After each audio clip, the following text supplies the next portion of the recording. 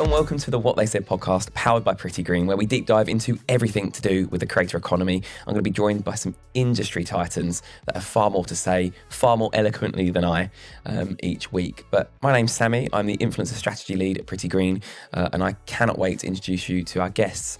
So today, I am joined by the one and only Ted Robinson from Grind. Welcome, Ted. Well, thanks so much for having me. Really excited. I've got that camera on you, and that one's on me. So if you put a face, if you look unhappy, it'll be picked up. The camera, yeah. So just try and enjoy the experience. Yeah. What I've done is I've got a bio for you. I'm going to read it out. There's definitely something I've forgotten. So you can heckle me and tell me that I've got it. Let's go for it. You've got quite a lot to reel off. You've done quite a lot in your time at Grind. Yeah. It's a long time at Grind, yeah. Is it 8 years, 9 years? 11 years now. Wow. Which is quite a long time. That's a small child's lifetime. Yeah. So I've got Ted here today. You are CMO at Grind, a brand that has gone through some huge transformations over particularly the past 5 to 6 years, I would say. And it was actually founded right next door to our office in Shoreditch. In your role as CMO, Grind has played a pivotal role in deciding how the brand shows up. And I'm sure a lot of listeners will have seen the fun that you've been having with some out of home recently, which we'll talk about later on, particularly on the underground. Although you said you got some complaints around that. Yeah, a few.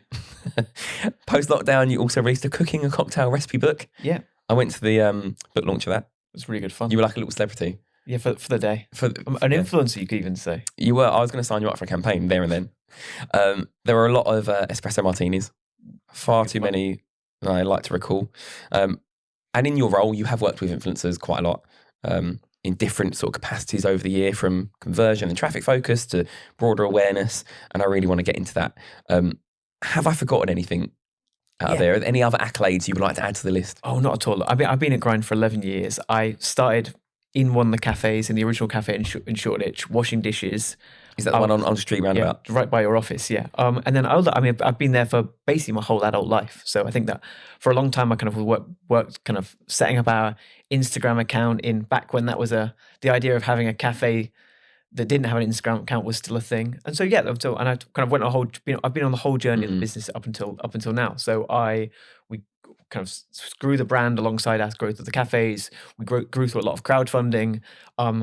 Then through lockdown, we then pivoted into at home. At home business is now larger than our restaurant business today. Really? So we're probably now selling. Yeah, we sell a coffee pod about every second in the UK now, which is super exciting. And they're compostable. Yeah, Good for the planet. compostable. Going up against big dogs who will remain nameless. But for legal reasons. And then so we've been on an incredible journey there. More recently, we're kind of expanding into grocery, so you can now get our pods in Co-op and Sainsbury's and Waitrose, and probably some more supermarkets coming later this year. But yeah, it's been an incredible journey, kind of taking, I guess, the brand from the cafes into people's homes, and then I suppose the world. Yeah, and over that time, I can imagine the way you've worked with influencers. When did that first happen? When did you first partner with influencers, and how important has it been up until now? And we've had a growth over the last 10 years, and it's also been the same point where influencers have kind of been on their own journey as a thing, right? I think when we were saying this earlier, wasn't it? It's gone from bloggers and vloggers to full-on content creators. I mean, I don't even think I knew the word influencer when we started in 2011. I think that over time we've probably. Yeah, I think that fortunately we're a brand that we feel that we really exist in real life, right? We're a brand that lives in London, that exists in real life. So for a really long time, we kind of saw quite a lot of influencers because they were just in our stores, right? I'd go on our kind of Instagram tags for the day, and we'd have appeared in kind of a handful of stories of people who were had hundreds of thousands of followers. And it's probably really only been as we've become more of a kind of at-home brand or more of a consumer brand that we've then had to maybe do a bit more of that outreach than awareness today. Yeah, and also just kind of figure out what role they play in the business and how we grow it. Yeah, definitely. And then I guess currently the way you work with influencers is probably more of that driving awareness around product that you can get for your home. Yeah. How much of that is on performance? Do you look at driving sales of influencers, or is it just strictly top of funnel? Yeah, look, I mean, I think we've been on our journey as a kind of consumer brand has been going for a few years now. And in fact, I think you and I met probably 3 or 4 years ago while that was really in its infancy. I think we've grown up a lot now in terms of our and I think we've grown up a lot. I think the industry as a whole has kind of changed quite a bit in that time. It's been really interesting to see the thing kind of take shape as a market, and in some ways become really mature, in other ways still become Still quite quite like infant and- still still pretty much the Wild West in some corners of it. But yeah, I think it's really exciting to have to kind of work within that and to work on the involved with an industry that is still changing. Yeah. I think there's a lot of like, especially kind of in this world of kind of digital marketing, that like there's a lot there that the people who are working within it are expected just to continually reinvent themselves, right? That it's just that, the joke that I always make is that like, if you were a social media manager who went to prison 5 years ago, you would just be unemployable today, right? Like the idea that I know if you're, it's really challenging to have to kind of build a career in a industry in which you have to continually just like prove yourself, right? And I think that's probably the same. Do you think that's driven by the platforms? Yeah, to some extent. I think it's interesting to see that the platforms are definitely a big part of it, but like it's never really stopped, right? I think you and I could probably make predictions for the next year of how these kind of industries are going to move, and perhaps maybe we will. But we'll do that at the end. We'll save that. But like keep listening. Yeah, but I don't know. I just like that it's the most likely thing is it's going to keep changing. I can remember there was a whole point. I could talk to people who worked in like SEO, and this idea that like maybe like that every now and again Google just changes the algorithm that runs it, and just like 50% of SEO agencies just disappear, right? And you're like that really like that power balance just feels that really sucks for us, right? Like that really sucks. People have to do it, but like it's also interesting because I think it allows for people to build careers really quickly. I think people like someone the other day said to me, and they mentioned about they were running ads on TikTok, and they said they were like, oh, never in all my years of running ads on TikTok, and I'm like no one's what, your 2 years of running ads on TikTok, like 18 months of this. Running them on TikTok. Yeah, it's quite funny though when you're kind of the biggest, you're kind of the experts in the field of the people who've been doing it for 18 months rather than 12, which is exciting, but it's really exciting. Well, TikTok's soon to be banned in the US as things currently stand. We'll see on that one. It'd be certainly very exciting. Watch this space. I would like to talk a little bit about what you enjoy from content creators, because obviously a lot of what you do or what a lot of us do, I guess, is unconsciously shaped around what our viewing habits are. So if I was to ask you the kind of content that you digest, is it hugely different to kind of the influencer content you work with?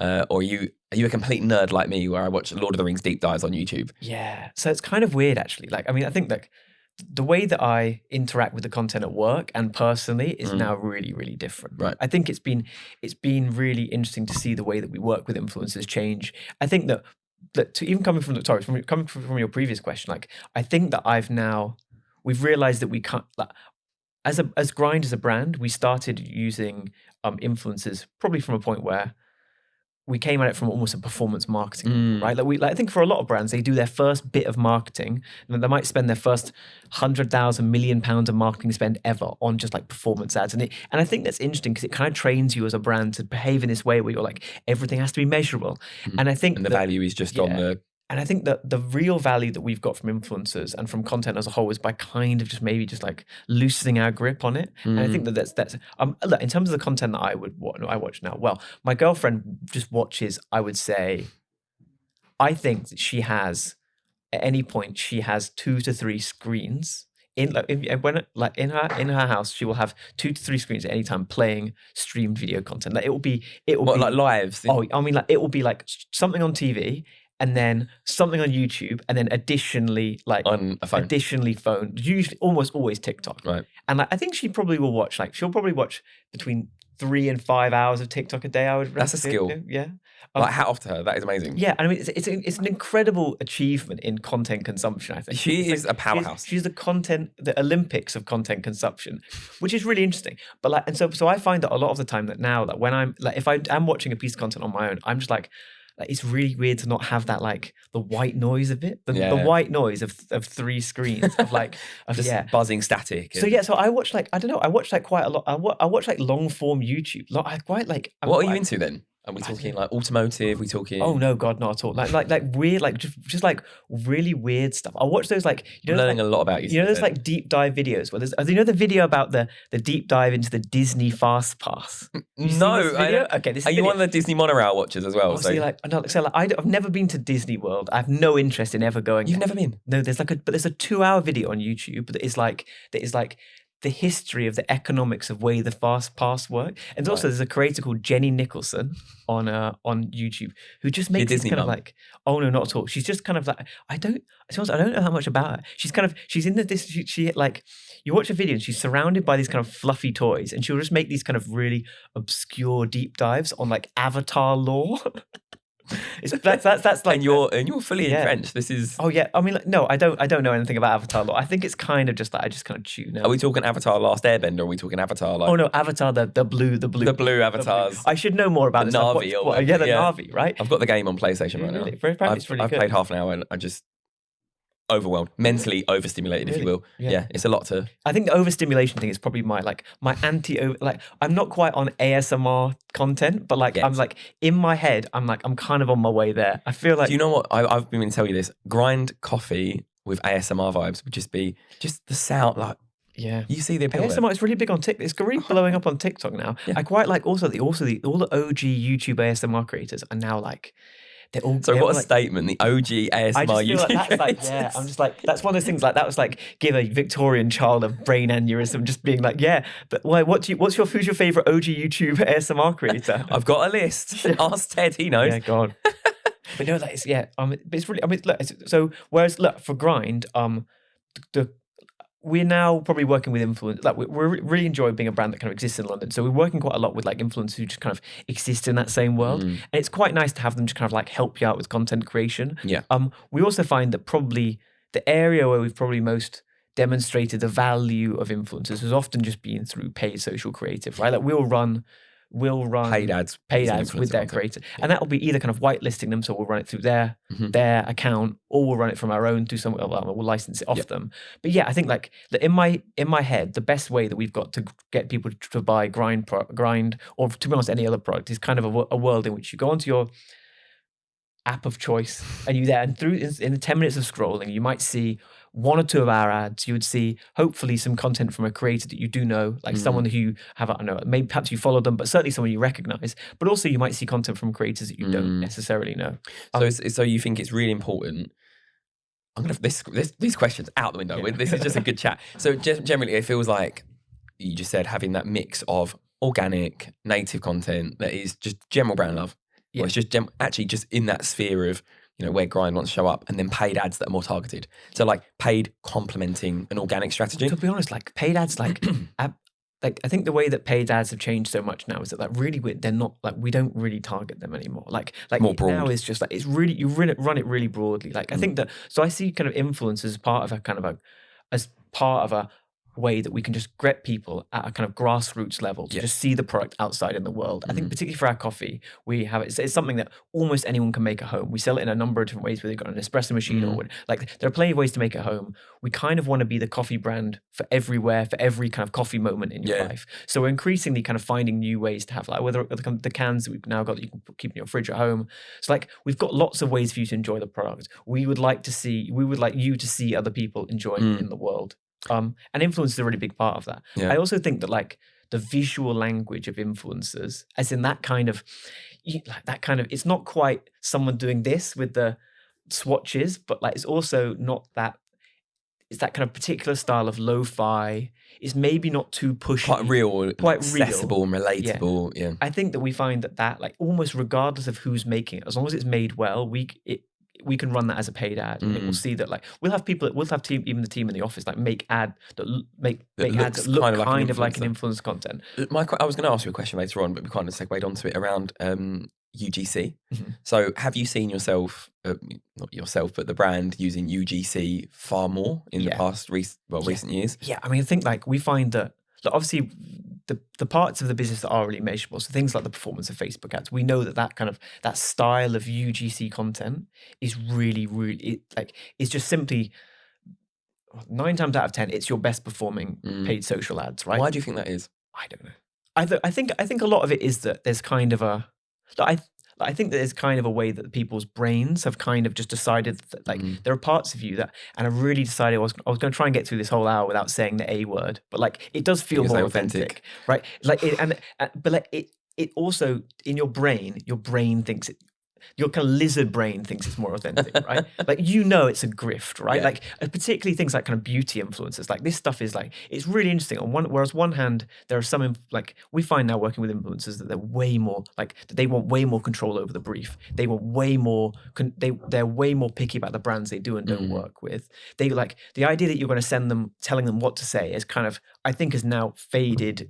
It's not disappeared completely. So you've got to work with them in a much more of a partnership, which makes it much harder to deploy large scale brand campaigns in the way that we may be used to. Like, you used to be able to send 50 influencers a brief and get 50 pieces of coherent content that look the same. But now you actually need to forge 50 partnerships that align with their content and also their values and influencer. And I think the content is better for it, right? I think the content works better rather than you just kind of like handing people over a script. So you feel like it's fewer, bigger, better, and we're all in pursuit of that authentic output? I don't think it needs to be fewer. I think it needs to be more and bigger and better, right? Like, the problem is that I think there's never been a greater opportunity to be more strategic with it. Like, you simply need to do the work now in a way that, like, before you could kind of find some people who had, like, if you were selling some sort of cleaning product, you'd find X cleanfluencers and you send them use hashtag clean. And you just, it would, and like, whereas now you really need to be looking not really for cleanfluencers, but people who are going to be discovering the content made by these people.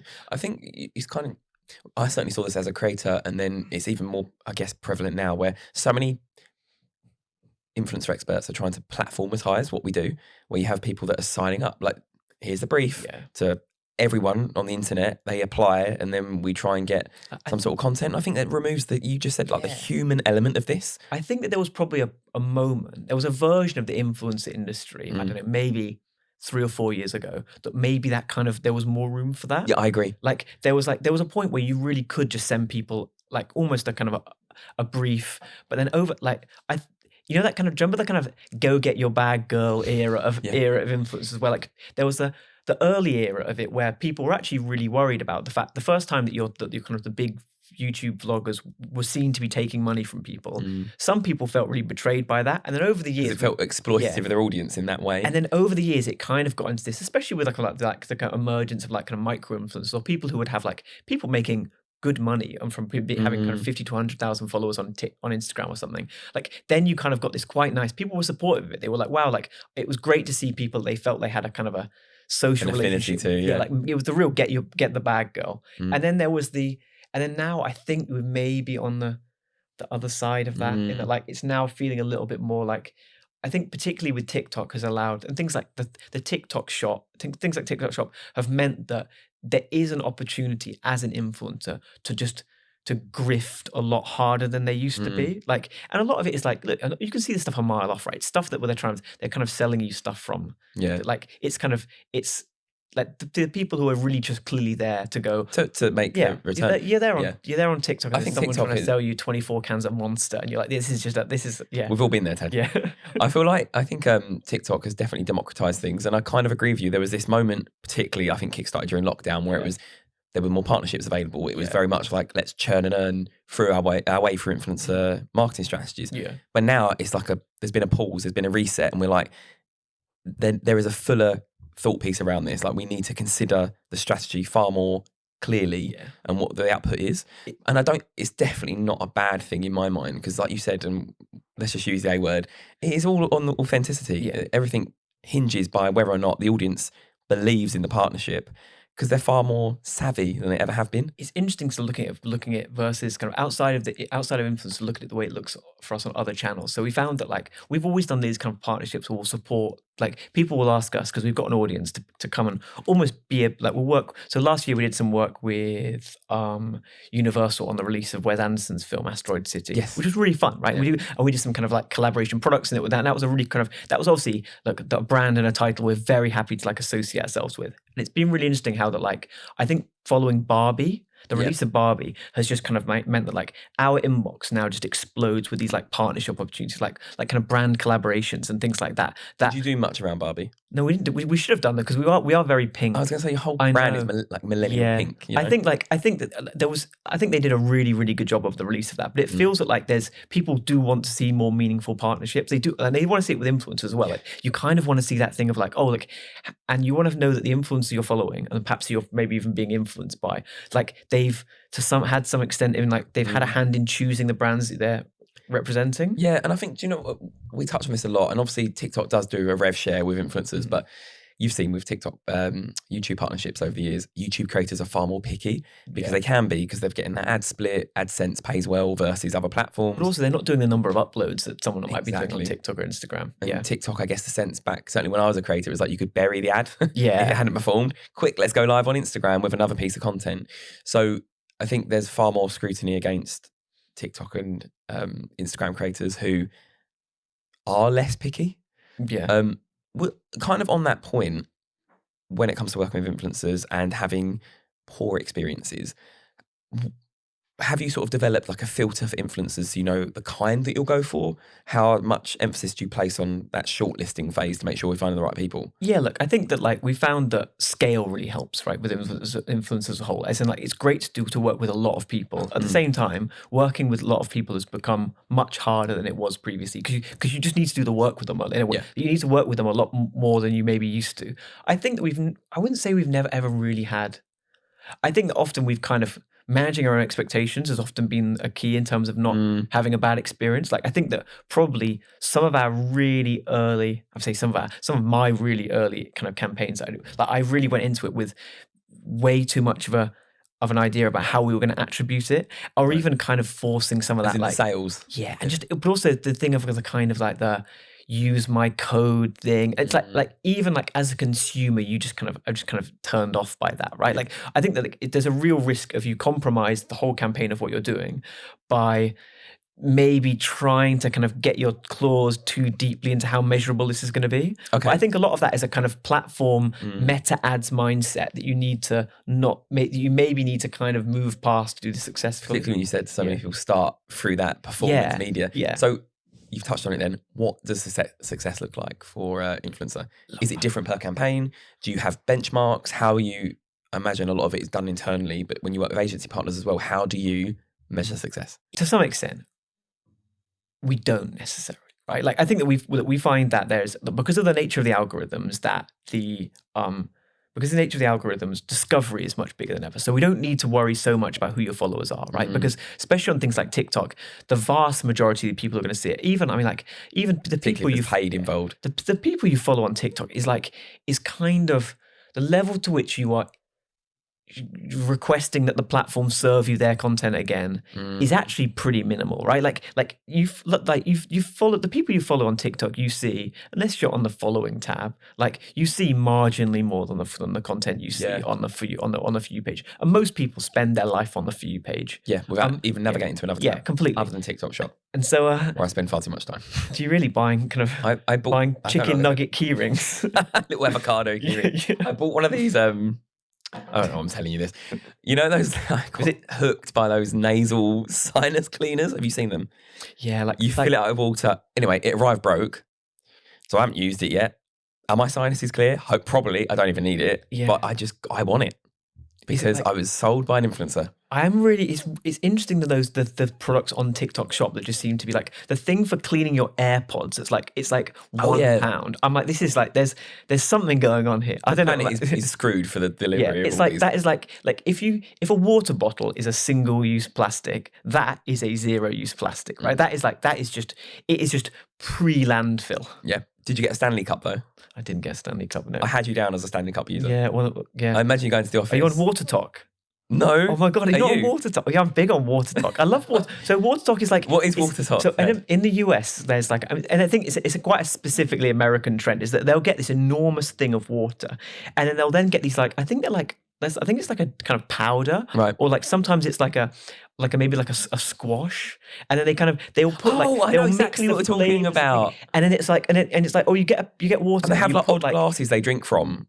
Oh no, but they put like they're like, oh, it's so healthy. And then they're putting like syrup in it, and they're just like making this kind of disgusting, like multiple flavored. Yeah. Sometimes it's layered, the flavors in it, water. Yeah, it's not. Americans great. have a way of making even the most vital life ingredient unhealthy. Yeah. I'm surprised you didn't jump on the whole. Do you remember the whole trend of making iced coffees at home? Oh yeah. So they'd have like it's normally these girls in America with really long nails that were like squeezing syrups around their cup. It's really weird actually, because there's the whole like cold brew. There's like, you can buy cold brew coffee that's like, it's effectively like chilled espresso, right? But you keep it in your fridge. Like, so like iced coffee on TikTok is just insane in the fact that like, so like Starbucks went into COVID, Starbucks in the US went into COVID selling 60% cold drinks. They came out of COVID and now they're like 75% cold drinks. Really? Like if you're under the age of, my theory, I have no data to support this.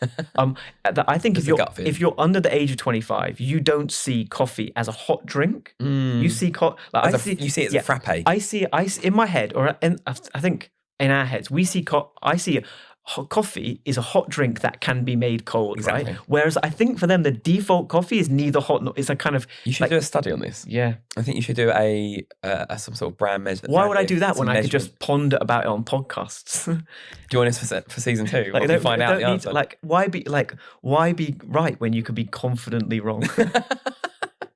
I do think you're onto something. I think that can inform a lot of your work. And a lot of it is like a lot of it is TikTok. They're like TikTok, the girlies on TikTok making these things where it's like big glass, like 2 inches of syrup at the bottom, a load of ice. Yeah. It's interesting. Like it's that blood sugar spikes. I think. Grind offers ice drinks, doesn't it? I know. We've been buying an ice cube tray now at Grind. It's really I bet it's real aesthetic. Yeah, it's pretty. Did you design it? Yeah, it was really. For a while we had them. It only made one ice cube. We were like, yeah, this is a bit. As in like one big ice. Yeah, one big ice cube. Like but it has Grind written in the ice cube. It's quite good, really. Like Nespresso sell them on their website for like it's like £30 for like an ice cube tray, and you're like, come on, guys, this is a bit much. Some people got to pay line and sinker. Yeah, got to pay George Clooney somehow. His sponsorship, his partnership money. We ended up in an interesting space there. Yeah. How did we get that? I don't even know. Yeah. I guess this takes me on to the content question. It's what we all love. What kinds of influencers do you particularly enjoy working with, or which verticals do you think have been the most successful? Are we talking ASMR? Every episode I end up talking about ASMR, and I don't know why. Why do you end up speaking about ASMR? Coffee sounds. Buy coffee at grind.co.uk. You're welcome. Which verticals are the most successful? Have you seen some runaway successes that you didn't expect, like interior designers? Or it's interesting with influencers, and I think there are there are some brands or like in categories that are just like the influencer industry has to some extent been built around beauty, right? Like there are people who are just primarily beauty influencers, sort of lifestyle, beauty, fashion, there are some, and I think even the platforms themselves probably lean into the fact like this is just like they're a dream for this kind of content. A lot of those things like get ready with me content is really, really great for things for categories like beauty. We found that a lot of the other ones are often the coffee category is quite niche, right? The people on like your average coffee consumer is not on Coffee Talk, because Coffee Talk is a strange, isn't it? It's a very so we find that like coffee. a lot of the time that a lot of the time is about assessing who the people really are and what's really interesting them. And I think some of our really, really big successes, we worked with a guy called Jack Designs, Jack Callahan. Yep. And I think we were working with him from when he had, I don't know, like tens of thousands of followers rather than the literal millions he has now. And he's just making really, really satisfying cleaning his home content.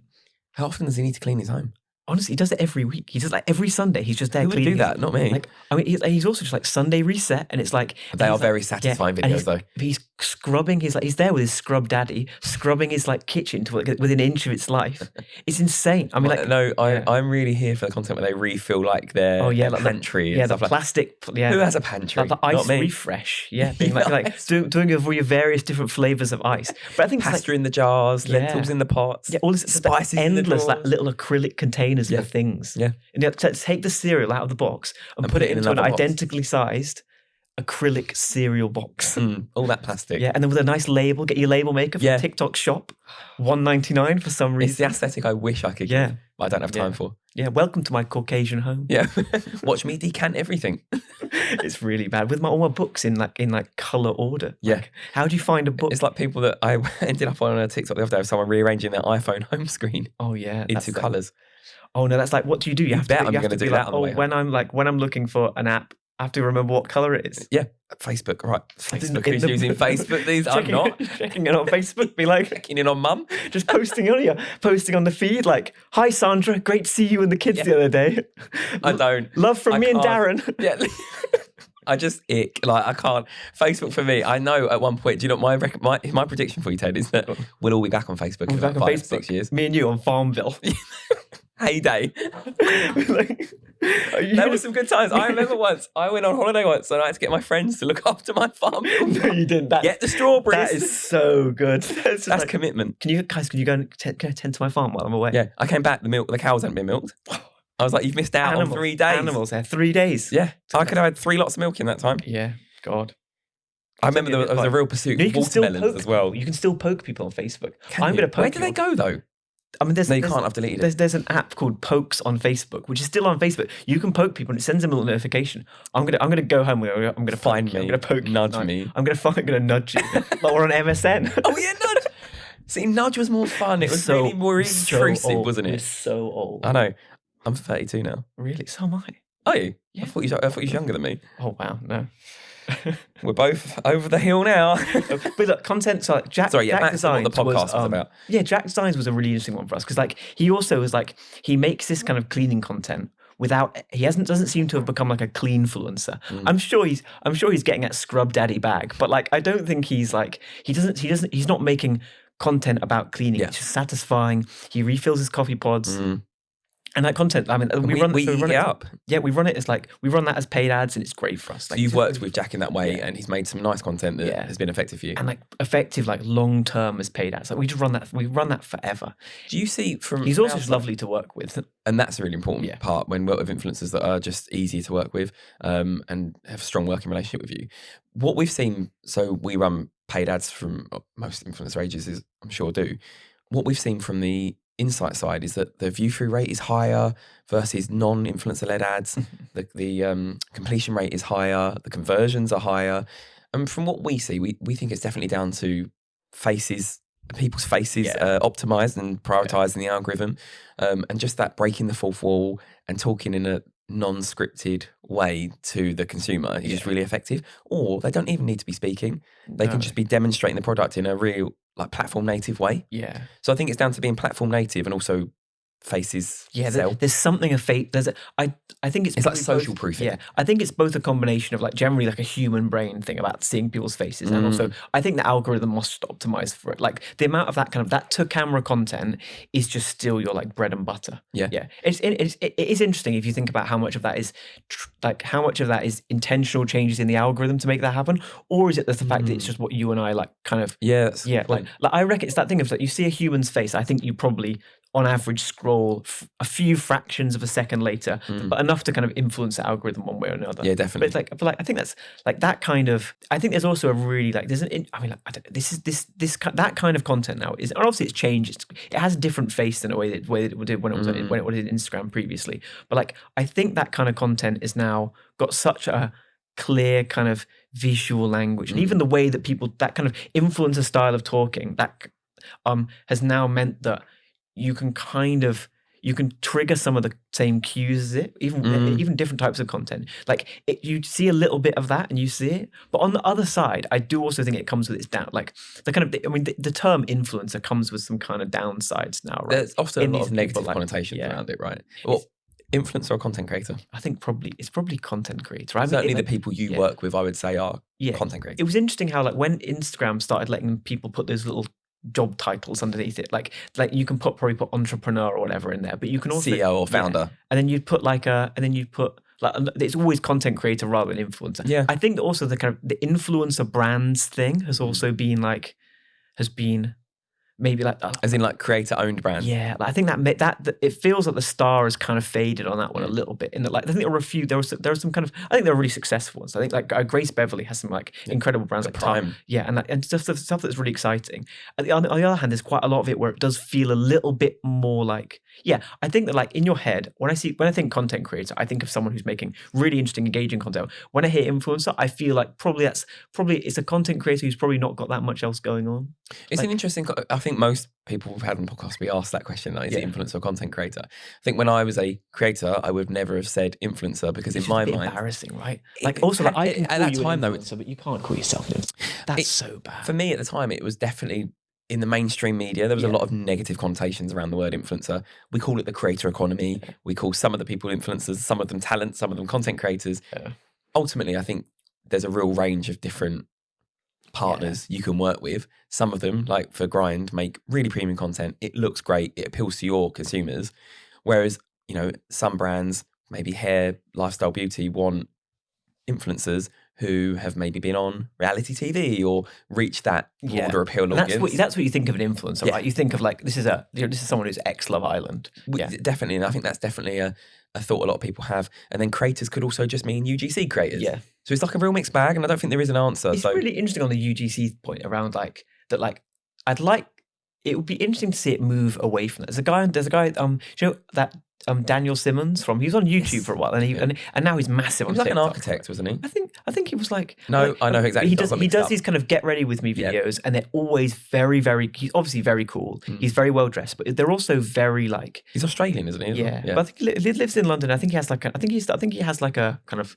He might have like a clothing range now. Either way, I think probably he's doing incredibly well, and I find that I see quite a lot of like copycat creators to him, and that people who are doing this kind of get ready with me as a guy, they kind of set the whole thing up the same. They're doing this kind of, it's all quite considered, but it's also very like well edited and well executed. And I think that like it would be interesting to see if the UGC thing does swing the other way eventually. Like, are we some point going to get? Are we all going to get to there on our media literacy? That the idea that there's someone who looks like someone there being like, oh, look at this, is not going to be that we're going to lose the trust in that. It is an interesting one. Yeah. I don't know. I look at us making predictions. I don't know how long UGC creators, I feel, only exist because TikTok has made it a possibility. Yeah. Like you wouldn't, I'm sure you do now. Well, you do. We've seen them. We work with them, but you do get UGC creators on Instagram. Yeah. At that point, is that even influencer marketing? Probably not, because they're just creators that are in our sphere, so we end up working with them. It's an interesting one. But again, if it could be a cost-effective way for you to look at working with more UGC creators, but you don't get the brand, the awareness tick unless you're putting pay behind it. So we've had a lot of chat, and I've got some questions that I wanted to focus on.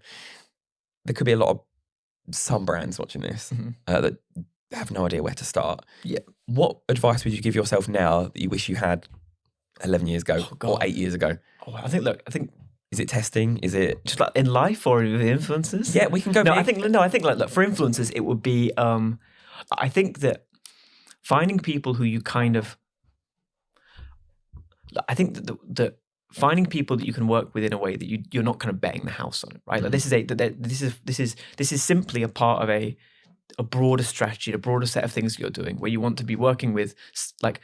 Whatever it is that you're doing right now, a content creator or influencer can help you help you communicate that better. And often these are just people who have just demonstrated through perhaps growing a following their ability to just communicate visually on these platforms, right? Like it's like they are just another tool by which that you can communicate your message, and they can help. And they're out there, and they're very, very happy to help, right? I think that we found that some of the best content we've ever, even for paid influencers, we find that it feels like a really coherent part of a new product launch for us. It's just great to have some of this out there in the world being used by real people is a great part of launching a new product for us. Like it's kind of, look, if I had to give some people some advice, I kind of had looked at it as being this very specific channel.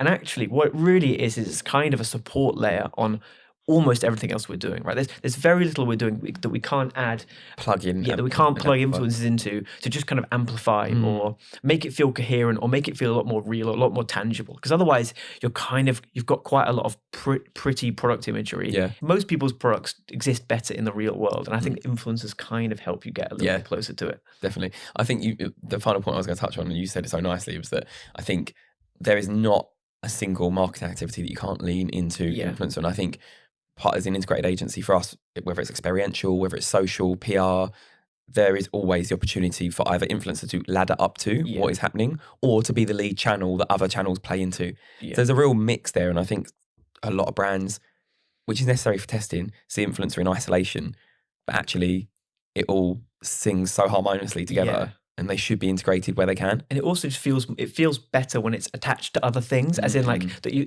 as I said, you're scrolling in your feed and you see a paid ad, and then you see an influencer, and then perhaps one you do know, perhaps it's a paid ad from someone that you don't know, but looks and feels like someone you might relate to, or like definitely. We definitely went off piste. This conversation was definitely the most intriguing one that we've had. But I've got some quickfire questions that I want to fire your way. Oh no. Okay, go on. These are not hard. Okay. These are just fun ones. There's no right or wrong answer. But just I think the quickfire gives a sense of jeopardy. So it means that we're gonna have a lot more fun with it. Short or long form content? Short form content. But you just said you watch deep dives on YouTube. Oh, yeah, but like I'm just a sucker. I just want to scroll. We love a scroll worthy. Yeah. Lie in or early finish? Lie in or early finish? Yeah. Early. No, lie in. You're a lie in? Yeah. You're a night owl? To be honest, I quite like I burn the candle at both ends, go wild. Both? Yeah. Instagram or Snapchat? Oh, Instagram. Like Snapchat? Absolutely not. Like, you just said we're 32, so there is no chance that we do. Snapchat is, I think that is a red flag. Big ick. Big ick, really? I think. Look, you mean you don't see walking down the street like a really snap? I think apparently it's doing really well. Oh, now. It's doing fantastic. It's big with the kids. Yeah, some of our campaigns have just been huge on Snapchat. It's just really interesting. Really big with the Roblox market. Yeah. So about anyone under like 18. Roblox. Tea or coffee? Oh, coffee, absolutely. Iced or hot? Probably iced, I think. Okay, so you want 75%? Yeah, I think iced coffee's great. What's your coffee order if it's iced? In Starbucks, I'll have a venti caramel. No. In grind. No, I'll have a flat white grind. It's just a classic. Like we do it. So go for an unadulterated flat white. Absolutely. You're going to Starbucks to live your basic life. Yeah, with my Stanley. Refillable. Yeah. Do you get syrup? Is it in a syrup? No. Like I think so just quite a plain. Yeah, I'm really when it comes to proper coffee, it's quite boring. If I'm having a large iced dessert at a competing coffee chain, maybe I'll go wild. Okay, Costa Nero or Starbucks?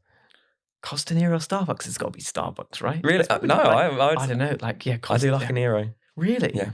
I've not Starbucks been actually my last in years. No, that is criminal. Do you think? Yeah. Well, it's only because I went to my local one and I had to tell them how to make my coffee. So I was just like, it's a beige flag for me. A beige telling flag. the barista how to make my coffee. Oh, man. And it was just a nice decaf. I was in a Starbucks in New York and someone came in and asked it and they were like, "Oh, can Sandra make my coffee, please?" And I was like, that is like what like a 3-year-old does with like, "Can mummy make my milk, please?" that was Is that not you walking into Old Street Grind? Oh no, I go to Old Street Grind and they have no idea who I am. I go and pay because I'm so embarrassed to be like, "Oh, I work in." You should have a little pink card, like the. Oh, we have those, but I also like honestly, I would go to Orange Wednesdays on record. I would go to Orange Wednesdays, and I would like, and unless they said, "Oh, do you have Orange Wednesdays?" I'd pay it full price because like I can't do that thing. And be like, "I've got a coupon." Ted, I don't know if you've been in a time capsule, but Orange Wednesdays hasn't been a thing for like 20 years. Do you not remember Orange Wednesdays? No wonder you can't get in with it anymore. Yeah, that's good. I've been 20 years of asking, be like, "You guys are Orange Wednesdays?" And they're like, "No, it's called like Meerkat I'm on Mondays T-Mobile. YouTube or TikTok? TikTok, I guess. TikTok for my sins. TikTok shop or Facebook Marketplace? Oh God, neither. Like it's just like no. Go on, just like TikTok shop is just like Temu. Are you more of a Gumtree guy? Oh no, none of the above. None of the I don't know. Have you ever bought anything on Facebook Marketplace? No. I think there's some There's some good stuff. There's some on dodgy there, man. dealings going on Facebook Marketplace. I live for Depop drama. If you don't follow them on Do you Instagram, really? Oh yeah, love a bit of Depop drama. Vinted, Depop or Vinted? Vinted is where it's at. Is it? Are you selling on Vinted? I'm not. Neither am I buying Yes. on Vinted. I got, like Just scrolling. I should argue with people. I don't want this, but Yeah. misleading. The ads they run on the tube are really good. They are, but they pay for the YouTube ads. They pay for an actor to be an influencer in the YouTube ads. I will sort that for you. So if you get in touch, Oh, sorry, I didn't mean Vinted. I meant Vinteria. If you want to see That's Vinteria niche. on the tube, Vinteria. It's like I guess it's Vinted for like furniture, but some really good stuff on there. okay, and then I really am old here. talking about you're like boot sales, yeah. latte or cappuccino, Oh, latte. and then we had one earlier. It was, do you believe in ghosts? Oh, no, don't be ridiculous. Interesting. Well, season 2 is all about paranormal activities. So. Really?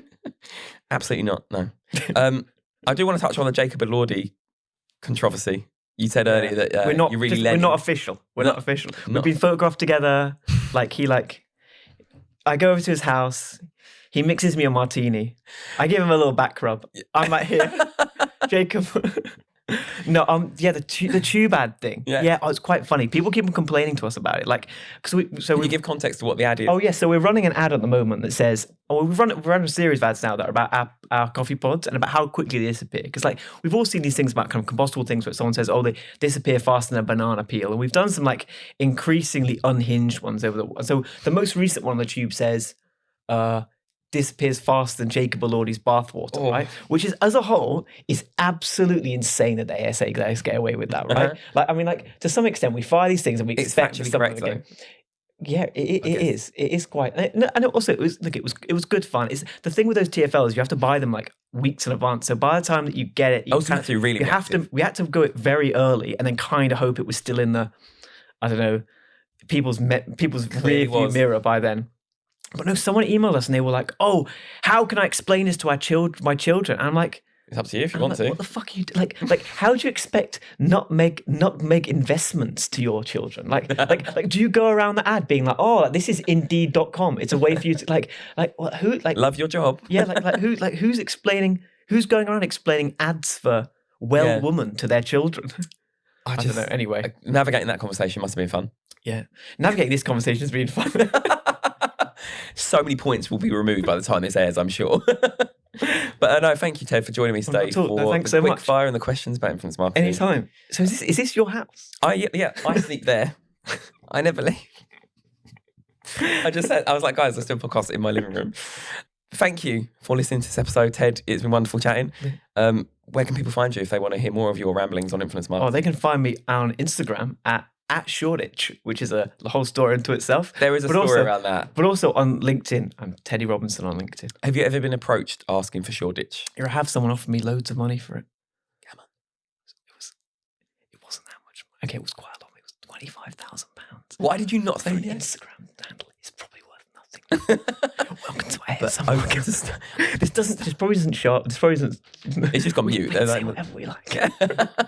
But bidding starts at 25 grand. Yeah, no, it's Joshua Diamond. At some point, actually, I need to get the TikTok and have a package deal. Yeah. And then the TikTok's owned by like some child in America. I'm never gonna called Shoreditch. Yeah. And if you are that child, he's open to talking. I'm looking at the wrong camera. Thank you so much for joining us for this episode of the What They Said podcast, powered by PrettyGreen, where we dive into everything to do with influencer marketing. We've chatted to Ted Robinson today on all things from flat whites to iced coffee to Jacob Elordi's bathwater. Join us next week, where hopefully we talk about none of those things. And I'll see you again next time. Thanks, Ted. Thank you.